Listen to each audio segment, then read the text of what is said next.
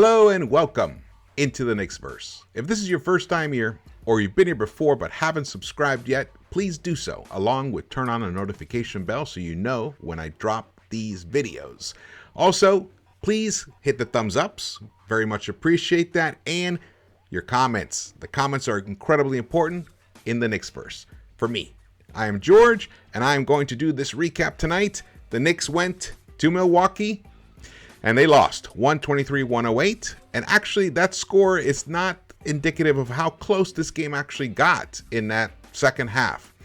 In fact, there were some moments there where the Knicks were only down by 1 point, 2 points, and it looked like they might have even had a chance to steal this game. We match up fairly decently with the Bucks, and remember we had that tremendous comeback earlier in the year, back in November, with the Bucks, so there was a chance. I was thinking, you know what, maybe they'll pull this thing together. Well, it wasn't meant to be, even though at the half, they started the second half only down 4. It was 67-63. The Bucks were up. But right away, RJ cut it down to just 1 point with a three-pointer. He got off to a rough start. He had a very inefficient night, only shot, I believe, 30% for the night. But he ended up being the lead scorer, and we'll get to the stats.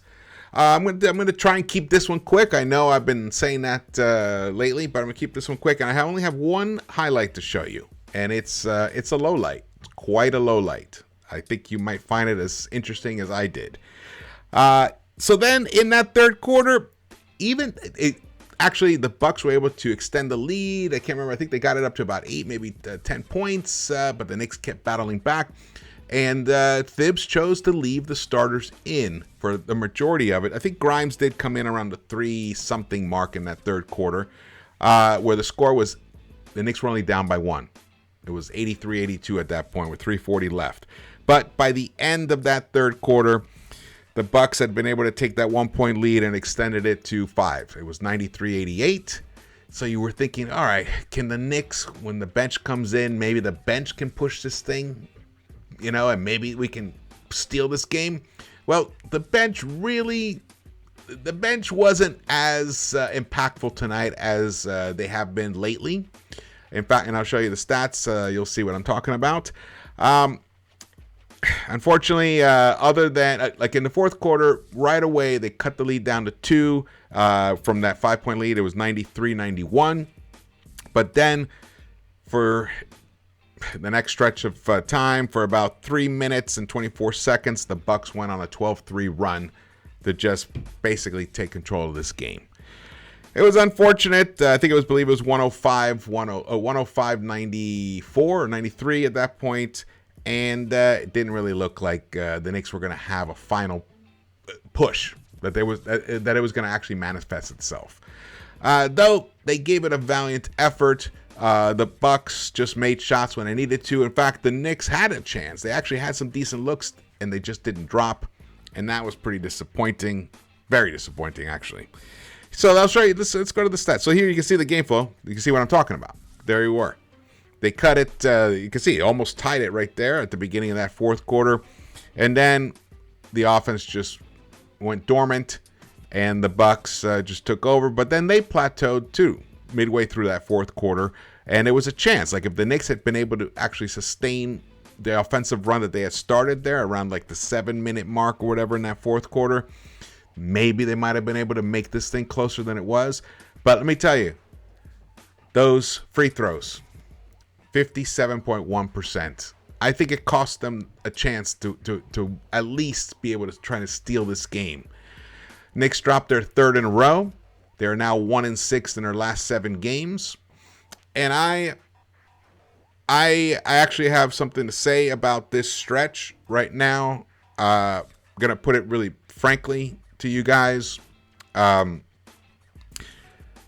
talking, obviously Keith, Foxy, and JD and I, we talk a lot about, where the Knicks are, the state of the Knicks, what does this game mean, and what do we think is going to happen here and there, what's our read. And, well, here it is. I had said to those guys, these next 2 games basically will tell us everything we need to know about what's going to happen the rest of this season. The Knicks had to win at least one of these last 2 games. They had to either beat Miami or beat the Bucks. That's just how it had to be, and they put themselves in this situation by, losing going 1-4 in those 5 games before. Those 3 games that we lost at home previously were such a killer. And the thing is, I don't believe there's enough runway left and that there's enough energy and camaraderie left on this team for them to pull it together and make a run, a playoff run of any real meaning whatsoever. It also requires your best players playing their best. Now, RJ has been coming on, and that's fabulous, even though he did not have an efficient night shooting-wise tonight. I think he still provided, 23 points. Evan Fournier, 25 points. He was the high scorer, hit 5 of 12 from the three-point line, 10 of 19 overall. He had 7 rebounds, even 3 assists. He actually gave us a nice game. He provides offense. His defense, sometimes he is just a traffic cone, as people describe it. But then other times you see he puts in the effort. I think when he gets into certain situations, when he's one-on-one and he's not worried about the screener somebody coming to set a screen or anything like that, or switching, when he's locked in on a guy, he actually can stick with that guy. So he does do it decently sometimes, but it's definitely incredibly inconsistent and sometimes quite maddening. Kemba Walker was on the court in the fourth quarter, unlike previous times, and he really he's a total liability defensively. He really doesn't give you much at all defensively. So he's got to give you the offense. Tonight, he gave us 8 points, 4 of 8. He missed all 4 of his three-pointers. And the last game, he missed all 3 of his three-pointers. So in the 2 games that the Knicks had to win, he's gone 0 for 7, Kemba. This is not a good sign. But look at Julius Randle. Julius Randle could not top double digits in points scored. He had 9 points. He did have 11 rebounds, only 3 assists, only attempted 9 field goals. He attempted 1 3-pointer, which he missed. He was offensively, I would call his performance inept. Yeah. Obi Toppin, to get to it, he played 14 minutes, 2 for 4. He missed his 3-pointer, 2 rebounds. He gave us 6 points. Nerlens played actually a decent game off defensively. He's actually starting to come on. I think he's starting to feel healthier, which is a good sign. Burks woke up finally. He has been abysmal lately offensively. He gave us 10 points, 3 of 6, 2 of 4 from the 3-point line, 3 rebounds, 2 assists. Emmanuel Quickley in 11 minutes gave us 5 points, 2 of 6. He hit 1 of 3 3-pointers. He only had 2 assists. Quentin Grimes, nice game. He was actually in there in that. He came in early in that first quarter. He provided some excellent defense. He helped the Knicks stick around because it was looking like they might get blown out in that first half. He helped the Knicks stick around and actually finish that half only down 4. He provided 11 points, 2 rebounds, hit 3 of 7 from the 3-point line, 4 of 8 overall. So he gave us a nice game. But the Knicks shot 35% from the 3-point line, hit 14 of 40, 46.4%. Which is interesting. When you see the team stats, you'll be like, well, wait a second. How did we lose this game? Because we were very similar to what the Bucks did, but we lost it at the. We lost on the edges, and I'll show you what I mean. But definitely the free throw shooting killed us. Here we go. The plus minus. Randle was a minus 12, and that really is indicative of his actual effort tonight. Mitch was a minus 2. Kemba was a plus 6. Is that correct? Plus 6, and Fournier was a plus 7. Yeah, that makes sense because when they were in there, the Knicks made that run in that third quarter to help kind of claw back in it. Like I said, they were only down by 1 point at one time in that third quarter, even though they finished that third quarter down by 5. Let's see. Let me make sure here. So my yeah. So Kemba was a plus. Barrett, RJ was a -2. The whole bench was negative. First time in a while. Like I said earlier, the bench really wasn't the spark that they have been historically for this team of recent times. So it was weird. It was a weird game to watch. And honestly, I sat there in that fourth quarter like motionless. Like that third quarter, I felt like, oh wow, something's gonna happen. And then at one point, I just felt like, you know what? I just don't see any fight in this team. In that fourth quarter, something happened. Well, for one thing that happened, which was really interesting, we got a little bit of Randle and Obi on the floor together. Yes. In fact, they were on the floor for about 2 minutes and 40 seconds from the 9:28 mark to the 6:47 mark when I think Mitch came subbed in for Obi. And the score when Randle entered, it was 102-93. And then by the time Obi left, it was 108-97. So we lost that stretch 6-4. So we lost it by 2. Could they have gone longer with it? I would like to have seen it. I'll be honest. I think we should have tried to go with it for the rest of the game. Why not? Why not? I mean, you're playing the champs. I mean, you're gonna have to play great no matter what. So why not do it? Maybe something can happen finally. We can capture some magic. It didn't happen. It was like it was a brief flirtation. It was a tease. It was a major tease, I gotta say. Here are the Bucks. The Bucks, 4 of their starters were in double digits. What just popped? Something popped. Did you hear that? That was weird. Giannis was just the beast, like usual. He gave 38 points. Middleton was 20 points. Let's see here. Yeah, Middleton was 20 points. Holiday hurt us, man. He had a couple of step-back threes that were just soul-crushing. 24 points he provided. Even Grayson Allen contributed 15. But let me tell you, this game wasn't as out of hand as you would have thought. Like, the Bucks only shot 32.6% from the three-point line. They hit 14 of 43. Now, we hit 14 of 40. So we actually shot better from the three-point line than they did. And overall field goals, we hit 39 of 84. They hit 41 of 89. So they hit 2 more field goals than us, but we had the same amount of 3-point shots. It was really the free throw line. They hit 27 free throws of 31 attempts. They hit 87.1% where we hit 57.1%. So they hit 30% more free throws, and that's why they won the game. Yeah. Oh yeah, here we go. You can see it here. You could see it here. The turnovers, it was 14-13. It was pretty close, the turnover situation. It wasn't that big a disparity as we've seen in the past. Rebounds, 45-47, so that was pretty close.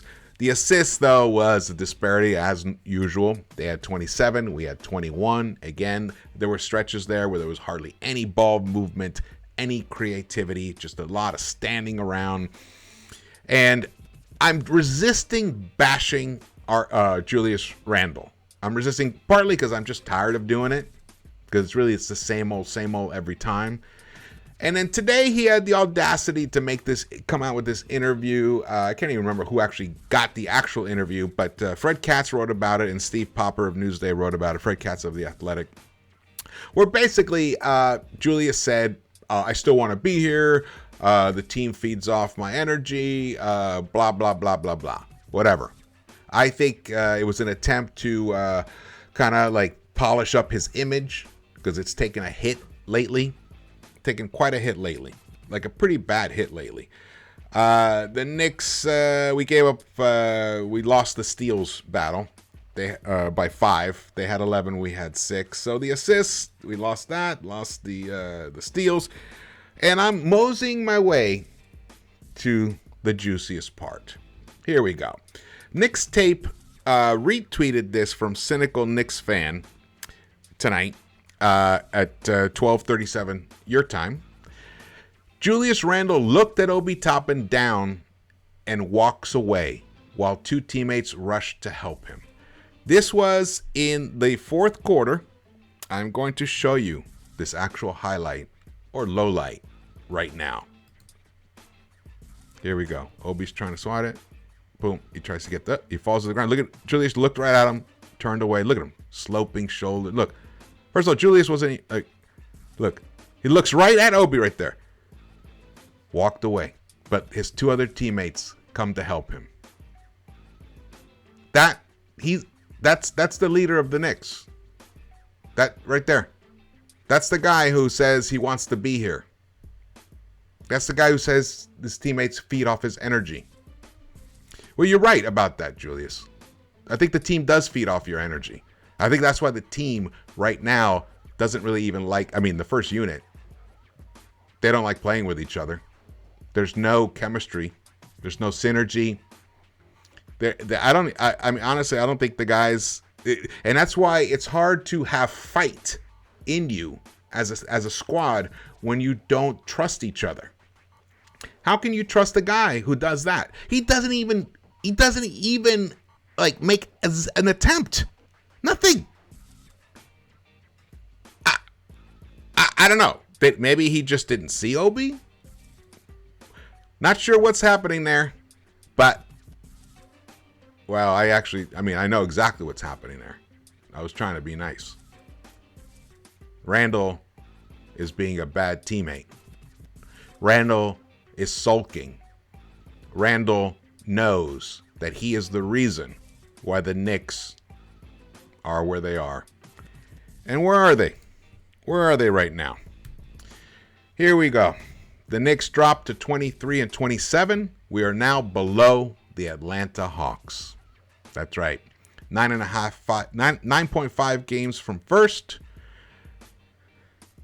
We're a full game away from the 10th seed for the play-in. And we have the West Coast trip of doom coming up ahead. It's going to be hard for these Knicks to really make any kind of a run. I'm going to say, I hope that by this time next week, when I do a recap this time next week, let's wait till Saturday, right? I believe that's the Laker game. I hope that by the time I go see the Knicks play the Lakers in Los Angeles, that a trade has been made. A trade has been made to clear up a path for the youth on the squad to start getting a lot of minutes, the majority of the minutes, honestly. We need to embrace that youth movement. Because if we're going to make a run for the play-in, like I said before, I want to do it led by the youth on this team. Let's find a home for Kemba. I wouldn't mind keeping Fournier. In fact, I think it's probably better to keep him because we're not going to get the value for him. He still offensively is a tremendous weapon. I mean, you guys saw he lit up the Celtics for 40-plus points. He's hit over 30 points several times. He's hit game winners, game-tying shots. Yes. Does he come with the weaknesses? Absolutely. But if we don't have both him and Kemba on the floor together, we can hide his defensive weaknesses. So I would rather keep him and trade Kemba and Burks and just move forward with the youth movement. But honestly, I think it's time that we move forward without Julius Randle. So I hope February 3rd, which is the earliest, that's when Julius becomes available to be traded. I hope that the Sacramento Kings, that rumor, actually has some real meat to it. And let's make this happen. We can't continue like this. We have like a gut wound and we're just bleeding out. And that's can't continue to happen anymore. That has to change. Alrighty. Well, thank you guys so much for watching this. I appreciate it very, very much. And please drop your comments and hit the thumbs ups if you enjoyed this video. And subscribe like I've asked before. I will be putting out a special draft video soon. Hopefully we'll be working on it this weekend with a special guest, and it should be a lot of fun. All right, guys. Well, thank you so much for watching this, and I will see you around the Knicks-Verse.